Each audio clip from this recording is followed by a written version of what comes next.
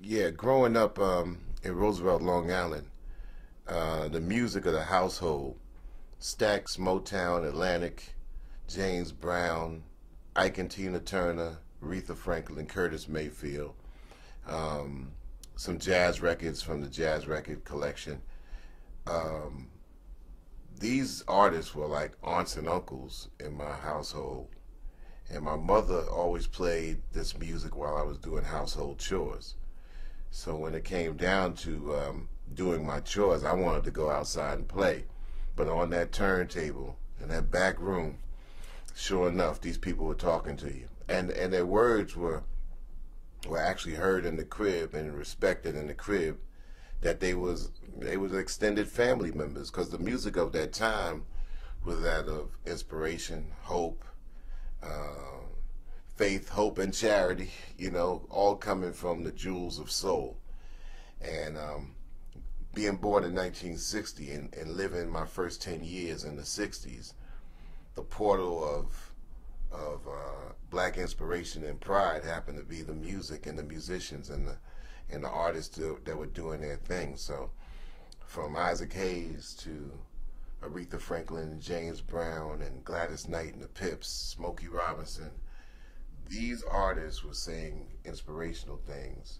So it was really an extension from a black household, saying that you was conscious of what was being played. Music was on all the time. It wasn't one of these things like, okay, now we're going to listen to music. It was just part of the everyday existence. And the radio DJs were always coming through the radio saying positive things for the community. So if it wasn't the radio, it was the record player. If it wasn't my mother, it was my grandmother. It was my grandmother, it was my father. So music was just that everyday appendage that was part of living and breathing.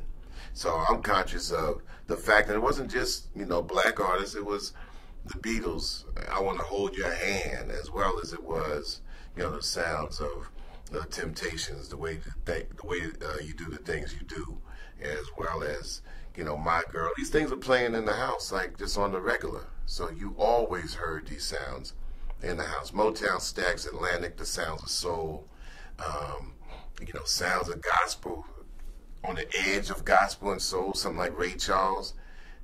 These voices were always heard. But music, nah. Music was just a every minute happening.